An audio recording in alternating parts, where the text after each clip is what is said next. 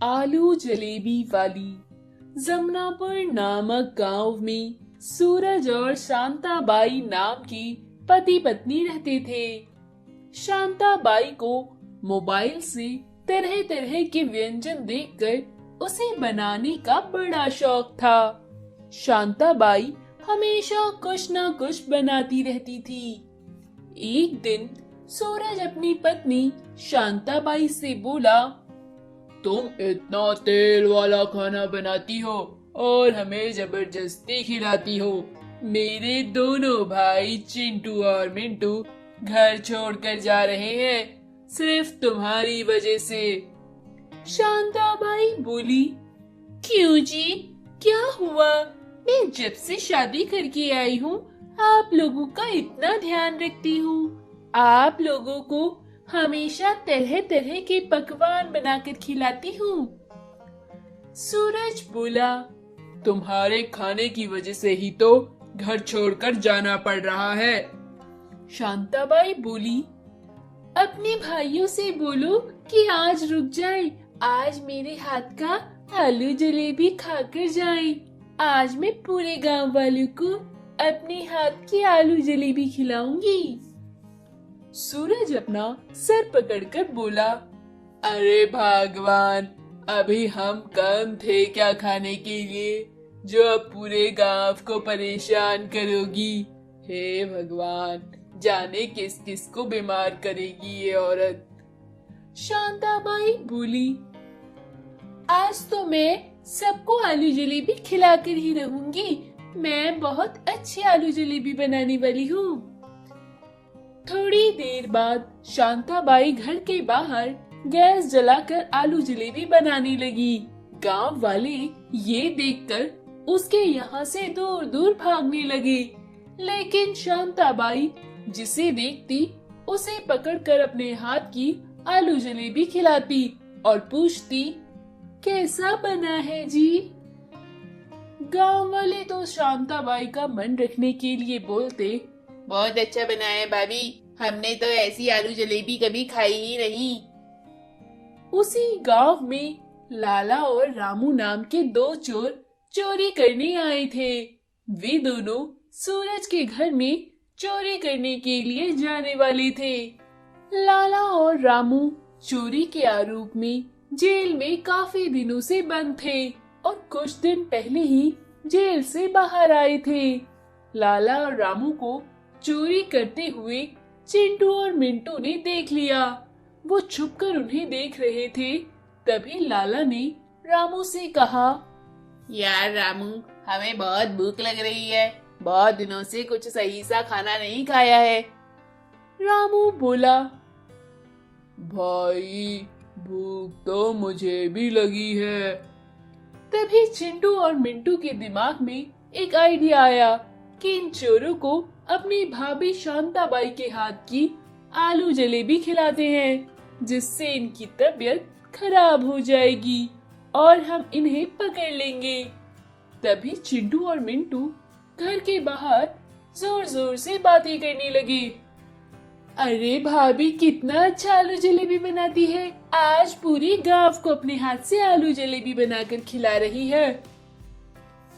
ये बात सुनकर लाला और रामू के मुंह में पानी आ गया और वो दोनों बोले, अरे ये क्या आलू जलेबी खाने को मिलेगी, चल हम आलू जलेबी खाते हैं।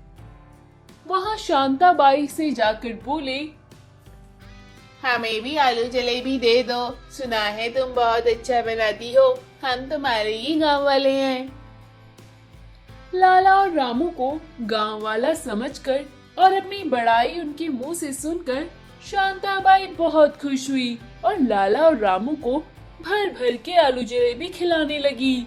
लाला और रामू का पेट खाते खाते भर गया, लेकिन शांताबाई उन्हें जाने नहीं देती और उन्हें पकड़कर ठूस ठूस कर आलू जलेबी खिलाने लगी।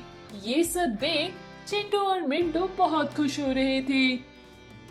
थोड़ी देर बाद कैसे भी करके लाला और रामू वहाँ से भागे। अरे भाभी जी बस करो ना, अरे भाभी जी अब नहीं खाना। उनका आलू जलेबी ज्यादा खाने से रामू और लाला का पेट खराब हो गया। फिर वो डॉक्टर के पास गए। डॉक्टर ने उन्हें मोटे मोटे इंजेक्शन लगाए। फिर रामू और लाला ने अपने कान पकड़ लिए। अरे भाई, आज के बाद इस गांव में कभी चोरी नहीं करेंगे। तो इस तरह शांताबाई की आलू जलेबी से उनके घर के चोर पकड़े गए और घर में चोरी होने से बच गई। घमंडी मोटर बाइक वाला। रमेश के पापा ने उसे नई मोटर बाइक लाकर दी थी। पूरे गांव में किसी के पास भी मोटर बाइक नहीं थी। रमेश के पापा ने उसे एक महंगी सी मोटर बाइक लाकर उसके जन्मदिन पर उपहार दी थी। पूरे गांव में सिर्फ उसके ही पास मोटर बाइक है, सोचकर वो बहुत घमंड करता था। वो मोटर बाइक इतनी तेज रफ्तार में चलाता था कि पूरे गांव में हलचल मचा देता था। रमेश की मोटर बाइक बहुत तेज आवाज करती थी। तेज चलाने की वजह से वो और तेज आवाज करती थी, जिसकी वजह से गांव के बूढ़े बच्चे परेशान रहते थे।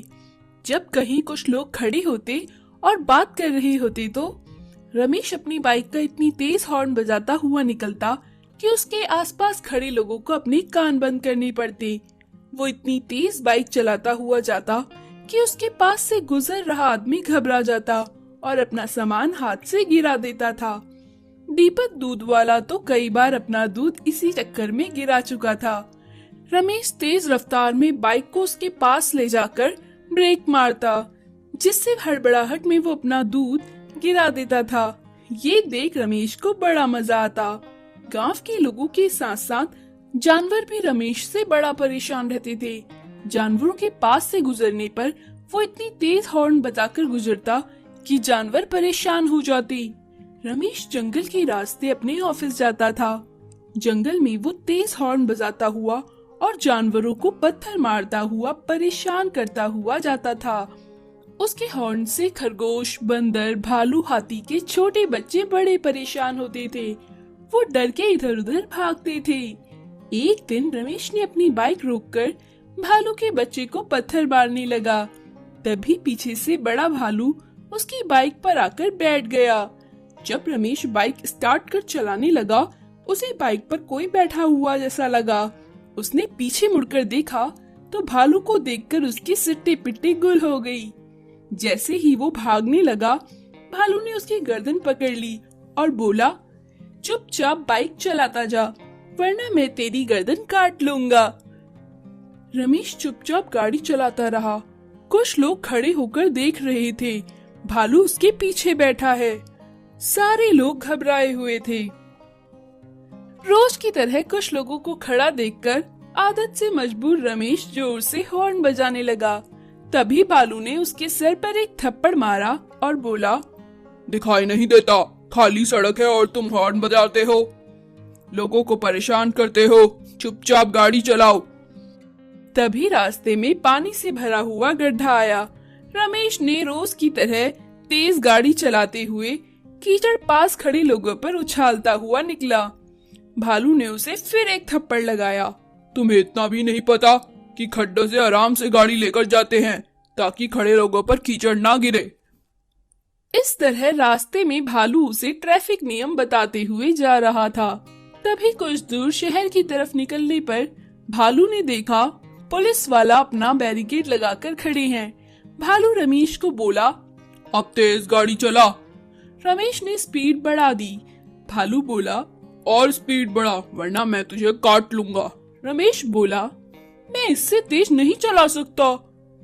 भालू बोला, अच्छा, गांव की सड़कों में तो हवा से बात करता हुआ निकलता है, इतनी तेज चलाता है, बड़ा स्पीड, वरना मैं तुझे काट लूंगा।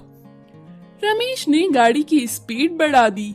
भालू बैरिकेड आने से पहले ही पेड़ से लटक गया और बाइक से उतर गया। रमेश इतनी स्पीड में बाइक चला रहा था कि ब्रेक लगाने पर पुलिस वालों को ठोकता हुआ आगे बढ़ा। पुलिस वालों ने उसे पकड़ा और उसका लाइसेंस रद्द कर दिया और बोला, एक तो इतनी तेज बाइक चला रहा है, ऊपर से बैरिकेड नहीं दिखाई दे रहा तुझे, पुलिस वाले को ही ठोक दिया, चल तुझे जेल की हवा खिलाता हूँ। ऐसा कहकर पुलिस वालों ने उसे जेल में डाल दिया और उसकी बाइक जब्त कर ली और उसका लाइसेंस भी रद्द कर दिया। भालू दूर से खड़ा ये सब देख रहा था और बोला, मजा आया, बड़ा मजा आया। मेरे बच्चों को बड़ा परेशान कर रखा था।